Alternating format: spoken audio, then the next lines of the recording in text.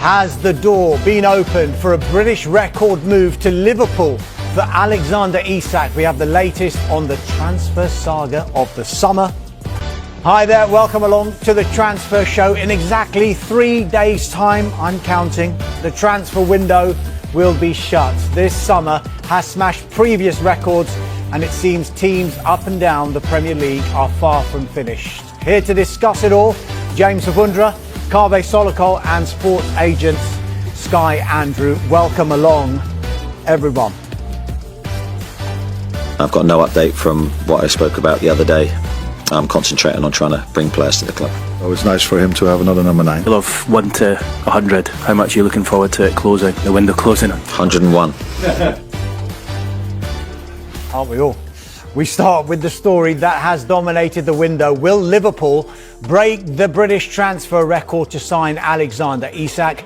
Newcastle United have opened the door after agreeing a club record deal of their own. £69 million for Stuttgart striker Nick Woltemade. So, what now for Isak? Difficult for me to give you any clarity on the future, Keith. I've said before, I don't know what the future holds in that respect because I'm not dealing with it myself. I've got no update from what I spoke about the other day. I'm concentrating on trying to bring players to the club. That's very nice for Eddie because Anthony Gordon is suspended and Isak has not been training with the team a lot, so it's nice for him to have another number 9. What about in general terms though, how likely do you feel you are to add to your squad, whether it's another striker, whether it's a centre-half, whatever? As always, we try to sign players that can help us, but there's no reason after the first 2 games to complain or to think we need more. But if we can strengthen the squad, then we will always try to do that if it's for the right money and it's the right player. Yeah, those are thoughts of Eddie Howe and Arne Slot. Let's play a quick game of transfer domino, shall we? The final one seems to be Alexander Isak. Will that domino fall? The first one is about to. Nick Woltemade. Eddie Howe mentioned it there, James. Where are we with this deal? We're very close to this deal being done.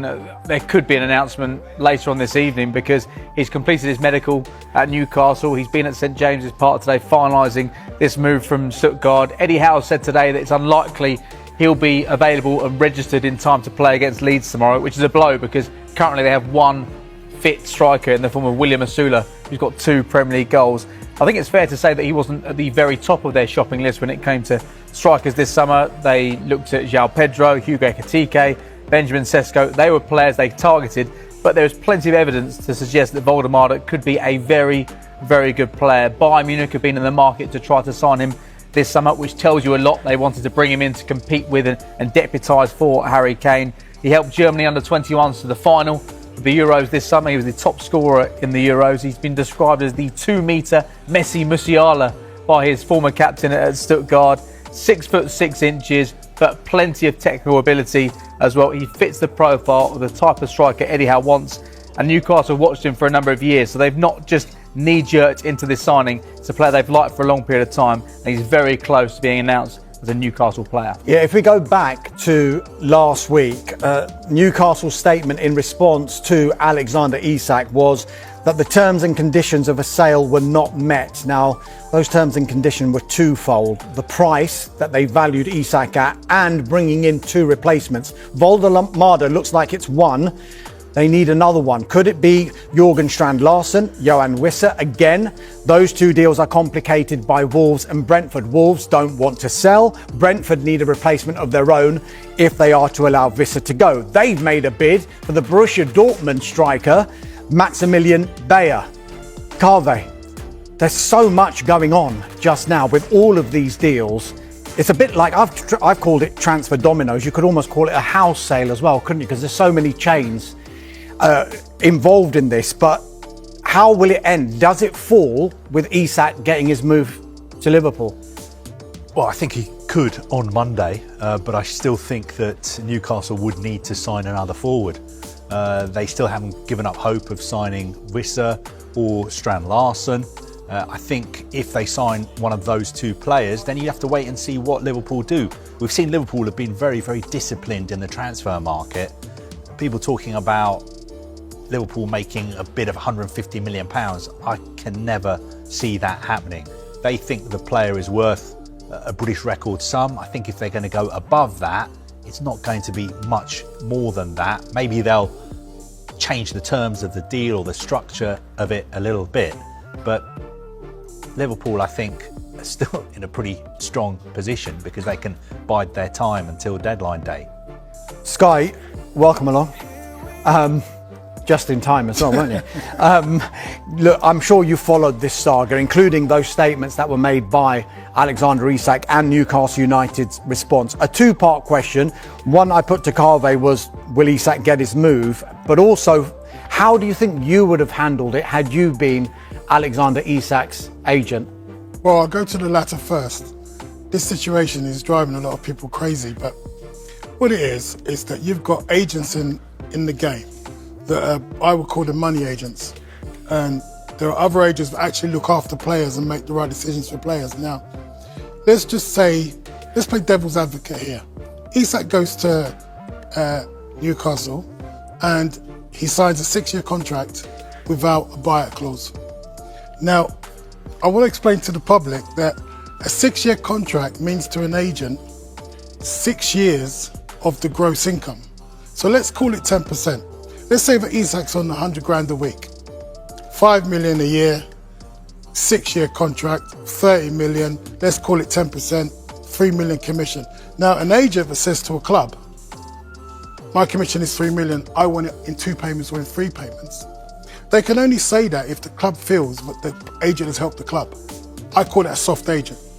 So the problem with that is that, number one, a club is going to say, well, maybe we can give 2 payments, 3 payments, because, you know, this is a good situation for us. We've got a player under 6-year contract with no buyout clause. The problem with that is that as soon as the agent gets their last payment, they're looking for the next move. Now, you've noticed, and I don't want to pour scorn on my profession, but you've noticed that it's only Isak that is seen as the bad guy. There's something going on behind the scenes where he's being advised to behave in a certain way. But this isn't a good situation for football. If he gets his move, it isn't a good situation for football because there are young footballers out there looking at the situation and thinking, oh, right, that's the way to do it. Players have got to take responsibility for who looks after them. And it's quite obvious that world-class players need world-class advice. They need people that have got hindsight or foresight. If anybody's telling me that this player came into Newcastle and no one expected him to be successful, then why is he playing football? So now we have a situation where he's forcing himself into doing a move. Liverpool could quite rightly say to him, we want a 20-year contract with no buyout, because he's got nowhere else to go. Can I just ask you about the statement that Isak made? Because you had a situation there where he is claiming that promises were reneged upon. Now, as an agent... That's absolutely ridiculous. Okay. Promises were reneged upon. We're in a multi-billion-pound industry. Any promises have to be put in black and white in a contract. If it's not put in a contract, then it doesn't exist. And for any agent to not put discussions, whatever promises were made have got to be put in a contract. If it's not in a contract, you can't expect anyone to honour it. And for the player to say that he was made promises, that's a reflection on his representatives. Because players just want to play football. And if they sit there with someone and say, oh, right, you know, the common saying is clubs will say, don't worry, just come and knock on our door, you know, when things are going on. That's just not good enough. He's a world-class asset. You can't blame Newcastle for giving him a 6-year contract, well played, right? But then when it comes down to the divorce has to be negotiated at the same time as the marriage. There are too many agents out there doing an average job, and I don't want to criticise this agent in particular because I'm not 100% sure what's going on behind the scenes. But this situation should never arise. And by the way, after 3 years, it's muted that he was supposed to get another contract. Okay, so he gets another contract after 3 years. That contract's got to be extended. So if he would have got this so-called contract, then his contract would have had to been extended. So what are we looking at now? Another 6 years? So then now he's saying he wants to leave with 5 years left on his contract. I just want the fans to understand, because sometimes fans don't understand what's going on, especially with agents and players. If a player signs a long-term contract, they have to honour the contract. And the fans have to tell every player, honour your contract. And don't have a go at the ones that do. Okay, don't go anywhere. I'm not going anywhere. More Carve's here. Do you know what I mean? White Jacket Man is here. I'm here all night. Oh, is there a danger if Isak gets this move now this summer that contracts are effectively meaningless? Because Newcastle put themselves in a brilliant position. He's got 3 years left on his contract, but because of the way that he's behaved and whatever's gone on behind the scenes, effectively that 3-year contract isn't counting for a huge amount right now. Yeah. I mean, this situation is not good for football. Because as a great man in football said to me once, if you don't have rules and regs, then it's the wild, wild west. So look at Declan Rice, right? He just didn't sign a contract. He went down to 1 year and left, right? What's the matter to sell him, right?